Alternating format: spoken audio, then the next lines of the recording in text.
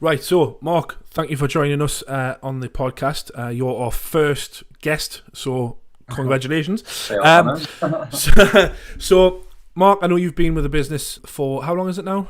2.5 years, just it'll be 3 year in March. So you had your 2 year anniversary right at the start of all this absolute Yeah, craziness. the beginning of it all.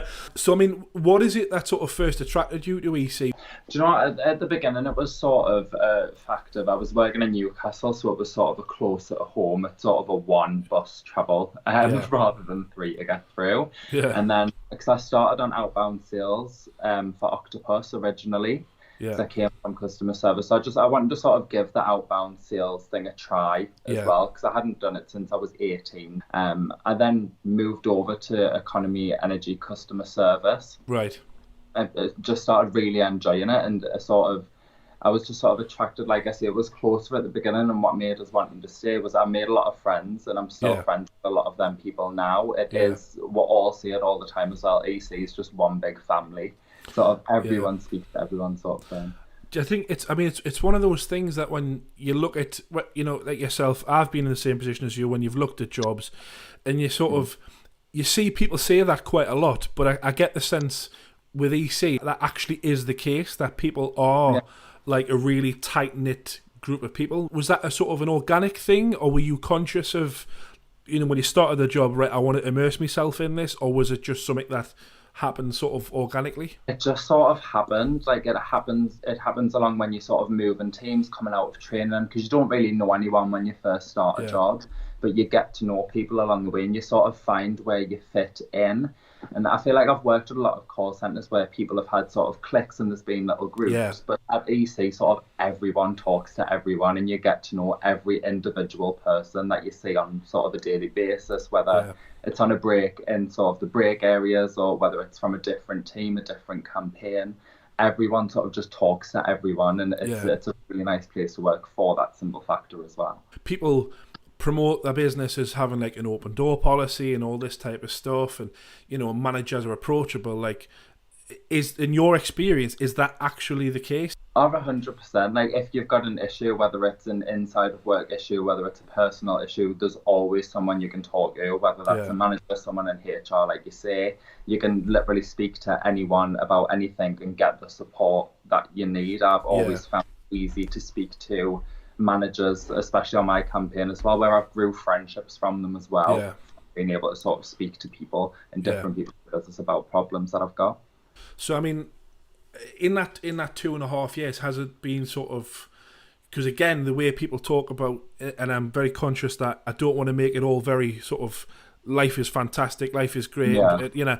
In the challenging times at EC, like how has that been for you? You mentioned you've had sort of support. Do you feel that there's an acceptance there that life is going to be up and down, and you've had the support there?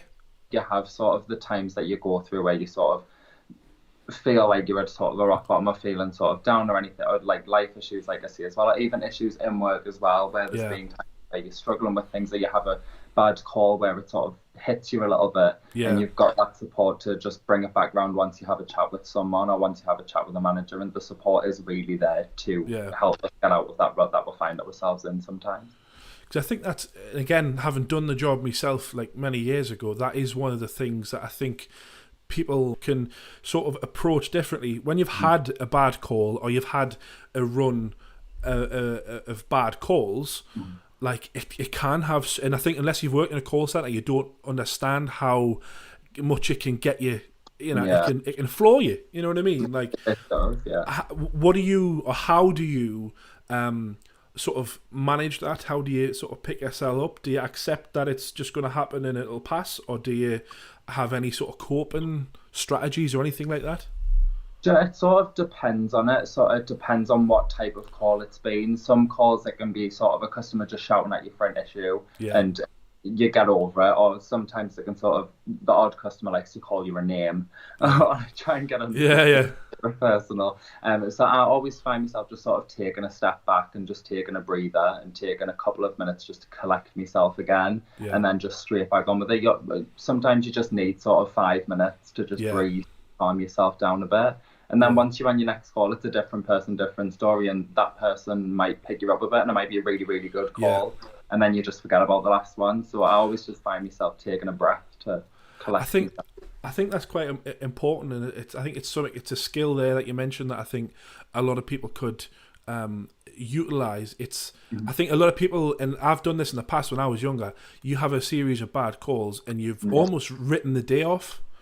You know, like if you have a bad sort of few hours, or a negative few hours, your day's written off. But when you're saying there, and I don't want to underplay what you've said, but the ability to just take a step back, have a breather, go out on your break, you know, remove yourself from the situation and go, hold on a minute, like what's just happened doesn't define me or my mindset or whatever. It's just like a temporary thing, a temporary problem. I mean, you get over it. Well, again, you know, and I hate to use the buzzword of mental health, but it is everywhere at the minute. Like, I think it's a skill that people would get a lot of benefit from learning, is that ability to take a breather and, as you say, just realize that it is temporary.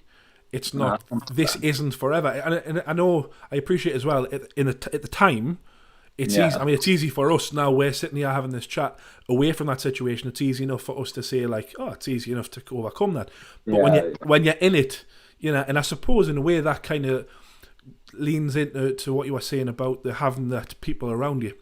Yeah. You know, would you say that there's a sort of a sense, especially on your team, that if someone can see that you're having a particularly bad time or a bad day or whatever, that people will sort of, you know, put their arm around you and sort of say, how are you, all right? Or how do you find that? Are people quite perceptive to that around you when you're in the centre?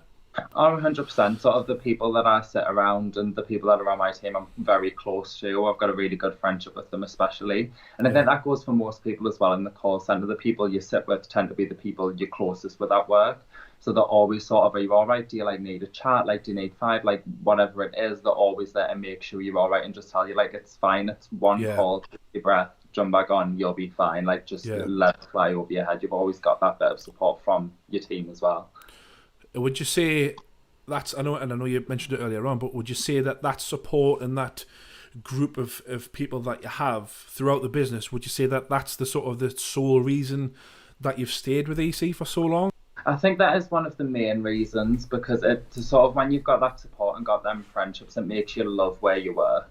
Yeah. You know what I mean? Like, it's sort of, it's one of them things where you think, if I go somewhere else, am I going to find that? Which 9 times out of 10, you might not. But it sort of makes you like your job that little bit more, having that support. And I enjoy sort of going to work. I love the call centre itself, sort of the incentives we do, sort of when we have the summer and Christmas parties and things like that. It's just generally a nice place to work and to actually be doing a job. It is a good place to work. You mentioned obviously being in the call centre. I know at the minute you've been working from home for the last week, did you say? Yeah, the last week. So how have you found that? Because I think a lot of people on the surface will go, hey, working from home, it's great, you know. Like, what's it actually like? I mean, as you can see, I'm working from home at the minute, but like, what's it been like for you to make that adjustment?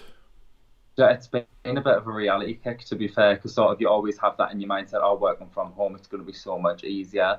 But like, we've got sort of chats on our computers where we can keep in contact with our team and talk to people, but it's sort of, it's weird not being able to just turn.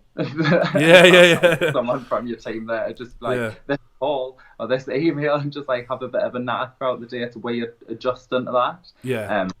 But yeah, it's definitely a bit of a reality kick once you're actually working from home and in that situation. And are you finding that sort of trying to almost replicate that team environment over, you know, WhatsApp or Skype or whatever it may be? Are you finding that that's still there, or are you finding it a little bit sort of difficult not having the people around you? No, I think it's sort of been, I'm not going to say that exact same, but it's sort of you've still got sort of everything you need there. So I'll hear pinging me now and again throughout the day, and it'll be sort of one of the guys of the team, hiya, how are you? You're all right? Like, how's working from home? And then we've got like the group chats as well, which will all have a bit of sort of banter in just throughout the day, sort of keeping ourselves going. So it's sort of the banter side of it and stuff still being the same over the chats and stuff, and it's still that bit of morale there to keep you going as well.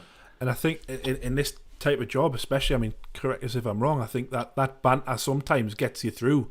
End of the week, everyone's looking forward to the weekend, and there's almost a buzz like in the call centre when everyone's sort of engaging with each other and they're excited, and I've never come across anything like that. I think that is quite unique, and I would probably go as far as to say that that's quite unique to EC. Like, you know, I mean, have you worked in other call centres before, or was this the sort of the first?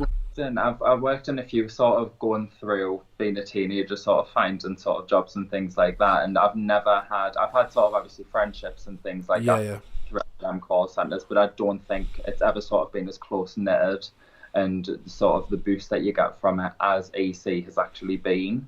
Yeah. And I don't know whether I've worked at call centres a long time before, and I've never had sort of friendships the way I do with the people I've got now. Yeah. So I think it's definitely a unique thing to EC in my experience of call centres, definitely. So, you know, you mentioned sort of you've been there 2 years, you've worked in other call centres. Is there something, like, what's the next step for you? Are you wanting to progress within EC, or are you just sort of happy where you are at the minute?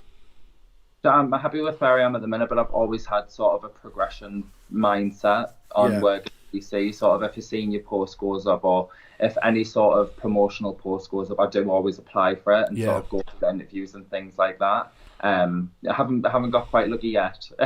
Fingers crossed for the next one. But yeah, I'm definitely wanting to progress within sort of EC in the business, because I love working there. It's just somewhere I prefer to stay than moving elsewhere. Do you know what I mean? And do you think that again, we see a lot of posts on social media about jobs and whatnot.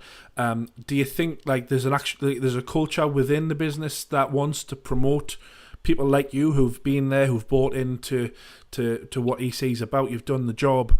Like, do you think there's a culture of or the business wants to sort of elevate you to the next level? Do you think? Yeah, definitely, 100%. I sort of look at agents that I've been friends with and sort of even started with. I've started with people that are now managers. Yeah. So I'd sort of see that firsthand within the call centre, that you see the agents that have been there for sort of multiple years progressing up to manager statuses and senior advisors, and even moving over to HR. I've worked with a few girls on phones that have actually moved to HR, like Emily, who now does sort of the social media side of things. I work with, you sort of see your friends and the people you've worked with that time moving up. So I think there's definitely sort of a culture within EC to see our agents progressing to the best they can be as well. Awesome. Listen, Mark, I really, really appreciate you joining me today. No, you as well. It's been a pleasure. Cheers. Cheers, Mark. Take care, mate. Bye-bye. Bye.